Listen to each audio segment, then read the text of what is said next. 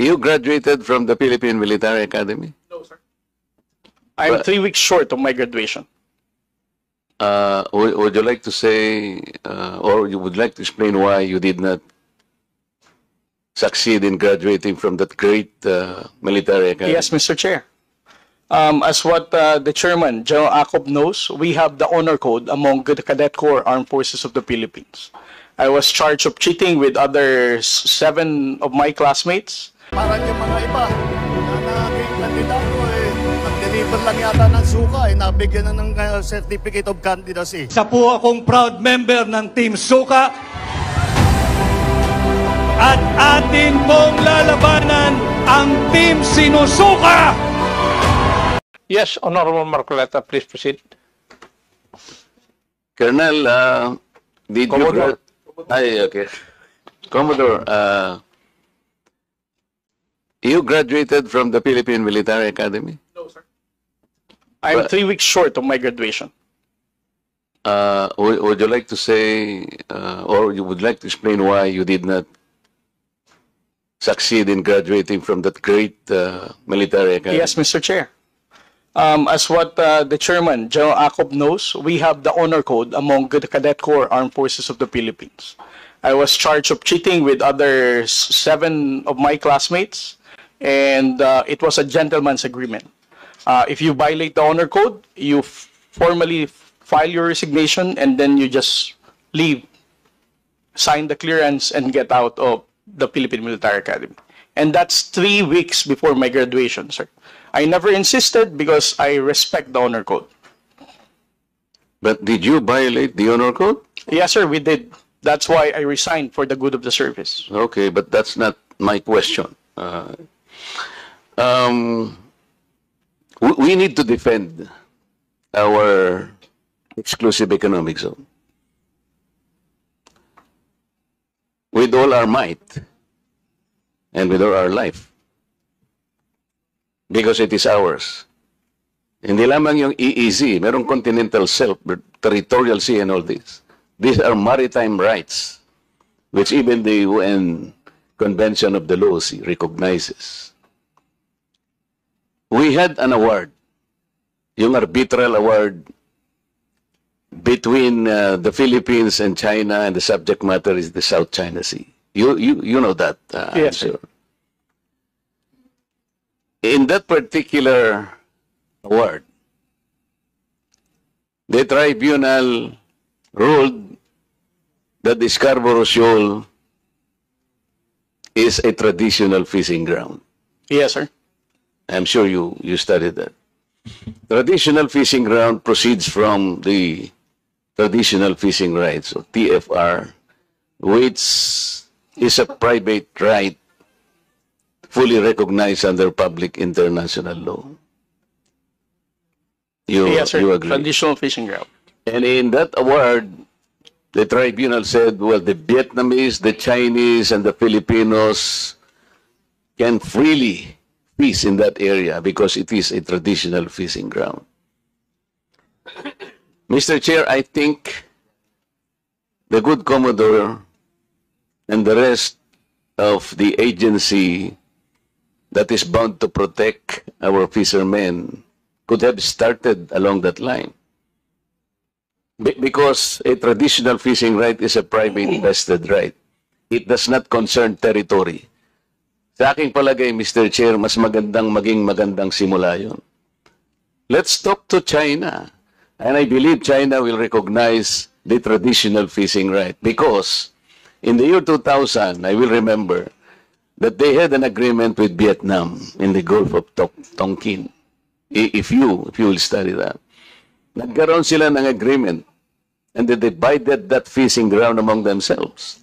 Something that we can also do para hindi tayo nagkakaroon ng girian. Pinag-uusapan lang naman dyan are the living resources in this particular area.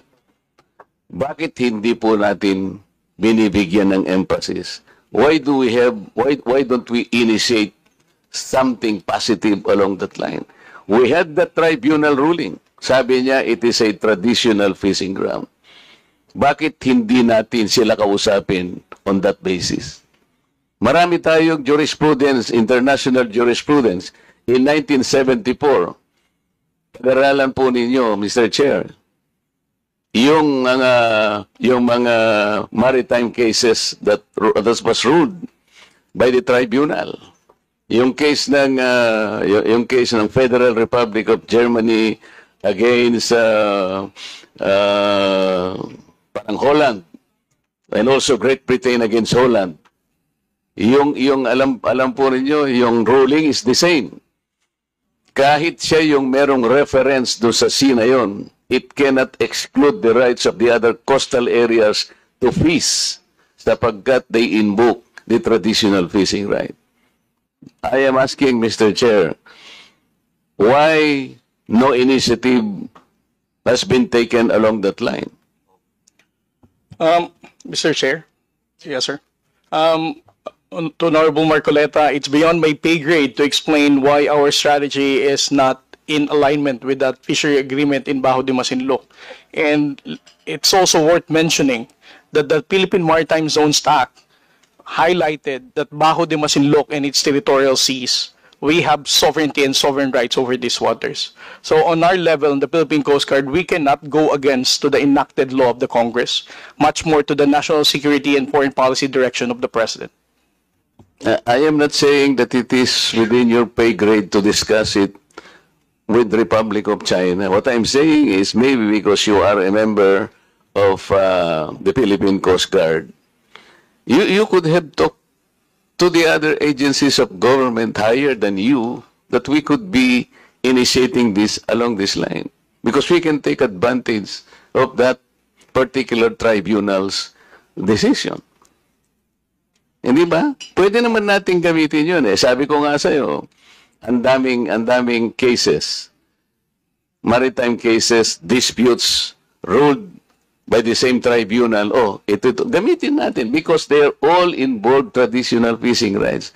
Eh, yung arbitral award natin, eh, sinabi nga that the Scarborough Shoal is a traditional fishing ground. So, sinasabi ko lang, pwede tayong mag-initiate along this line because we are backed up by the award.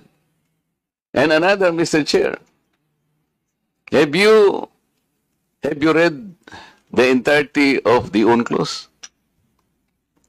Not the entirety, sir. I won't pretend that I have. Even if I read, I'm not a lawyer. I have a PhD in international relations, but I'm not a legal person. So I won't claim that I fully comprehended the contents of the entire UNCLOS. Understood. Okay, so what about the aspect of that particular UNCLOS document that relates to the particular maritime area that is now called South China Sea? The South China Sea is a semi-enclosed sea. Did you find in the UNCLOS the significance of a semi-enclosed sea? I think it is under Article 123 of the UNCLOS. Kung tinatanong ko lang, sir, kung nabasa mo lang. Mr. Chair, I'm not the proper resource person to respond to this kind of question, sir.